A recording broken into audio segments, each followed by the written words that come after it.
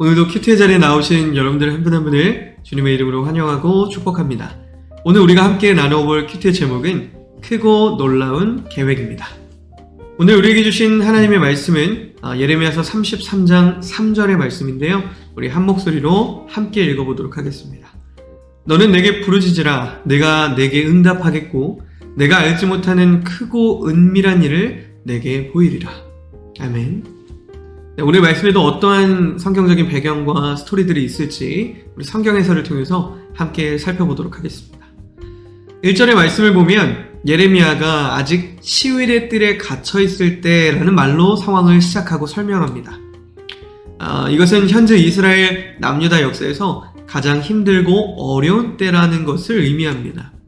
바벨론의 4차 침공이 이루어진 시기로 이미 예루살렘의 성벽은 일부가 무너진 상황입니다. 이제 곧 예루살렘은 완전히 함락되는 위기 속에 있었습니다.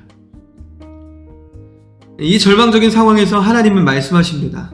누구든지 나의 이름을 부르면 기도하면 반드시 응답하리라. 내가 그 기도의 부르짖음을 결코 외면하지 않을 것이라고 말씀하시는 겁니다. 그리고 이어지는 2절에서도 이를 행하시는 여호와, 그것을 만들며 성취하시는 여호와라고 스스로를 표현하시면서 하나님은 불가능이 없다는 것을 나타내십니다. 이렇게 전능하신 하나님은 어떤 상황 속에서도 우리를 구해주실 수 있습니다. 방법은 하나입니다. 오늘 3절의 말씀처럼 우리의 기도와 간구를 통해서 하나님은 일하십니다. 하나님은 지금도 저와 여러분의 기도를 기다리십니다. 그런데 그럼에도 불구하고 오늘 이스라엘은 기도하지 않았습니다. 지금 예루살렘은 전쟁으로 인해서 기근과 전염병이 돌아서 많은 사람들이 죽어가고 있었습니다. 하지만 이들은 결코 바벨론을 대적할 수 없습니다. 왜일까요? 지금 남유다는 바벨론과 싸우는 것이 아닙니다. 하나님과 싸우고 있는 것입니다. 바벨론이 예루살렘의 성벽을 에워싼 게 아닙니다. 하나님께서 예루살렘 성벽을 에워싸신 겁니다. 그 이유는 그들이 계속해서 우상을 버리지 않고 숭배했기 때문에 하나님께서 우상의 나라 바벨론으로 보내고자 작정하신 것입니다. 그들은 여기서 어떻게 빠져나올 수 있을까요? 방법은 하나입니다.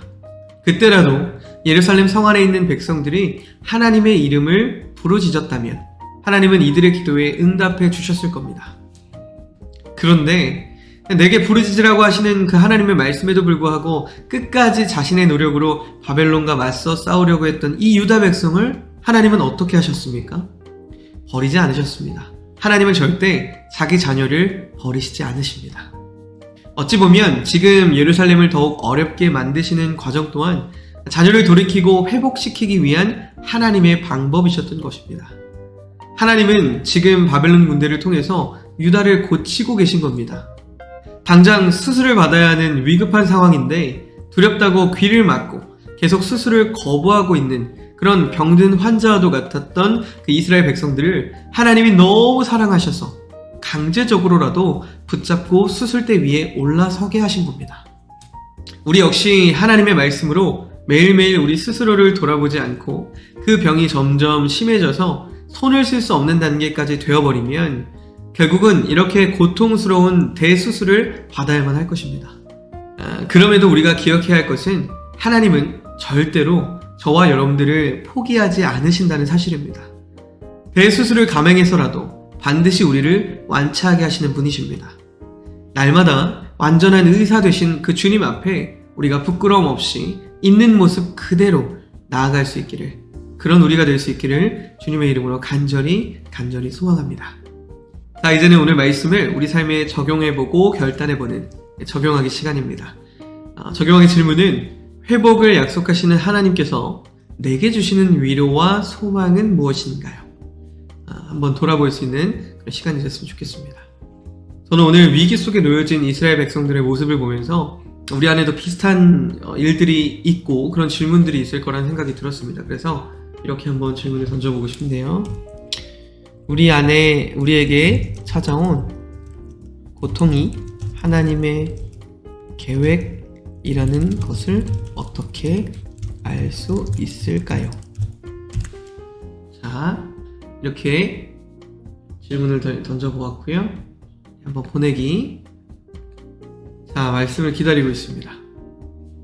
네, 답변이 도착했는데요. 우리 결과를 함께 확인해 보겠습니다. 확인하기. 자, 주신 말씀은 로마서 8장 28절 말씀입니다.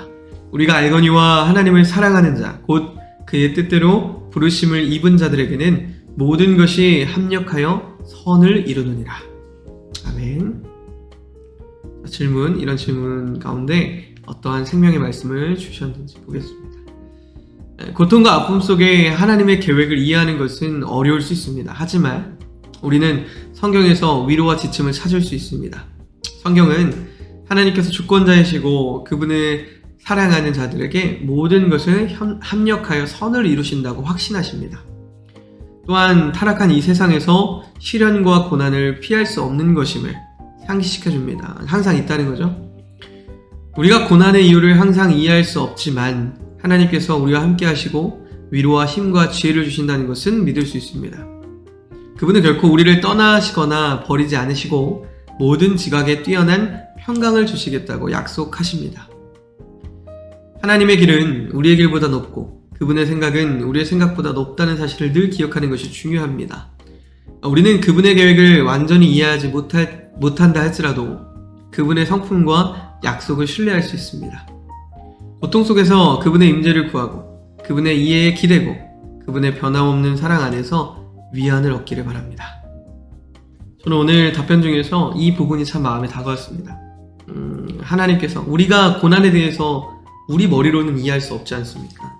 시간이 지나봐야 깨닫고 아 그랬구나, 하나님이 우리의 생각보다 넓고 크셨구나 깨닫게 되지만 당장 그 순간에는 우리 스스로도 납득하기 어려울 때가 많이 있다는 것이죠. 그런데 오늘 이 마지막 말씀에서 이렇게 이야기하는 겁니다. 그런데 하나님은 결코 그분은 우리를 떠나거나 버리시지 않으시는 분이십니다. 하나님은 우리를 절대 버리지 않으십니다. 자녀된 우리들을 하나님은 분명히 정말 우리의 생각보다 더 큰 생각으로 지금 당장은 힘들지라도 그것이 우리에게 하나님의 계획 가운데 선으로 나아가는 최선의 방향이라면 이악 물고, 하나님도 얼마나 고통스럽겠습니까? 그렇게 그 과정을 견디게 해주신다는 사실을 우리가 기억하면서 오늘 하루 나에게 닥친 여러 가지 일들 가운데 끝까지 하나님께 기도하고 하나님을 붙들고 주님의 계획을 신뢰하며 나아가는 저와 여러분들이 될 수 있기를 주님의 이름으로 간절히 소망합니다. 이제는 우리가 스스로 했던 결단들을 하나님 앞에 올려드리는 기도의 시간입니다. 우리 함께 기도하심으로 우리 큐티를 마무리하도록 하겠습니다. 기도하겠습니다. 사랑의 하나님, 우리도 예레미야처럼 항상 주님 앞에 부르짖고 기도하는 사람이 되게 해주세요.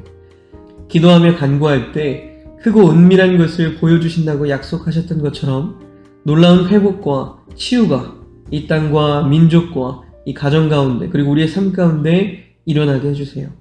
예수님의 이름으로 기도합니다. 아멘.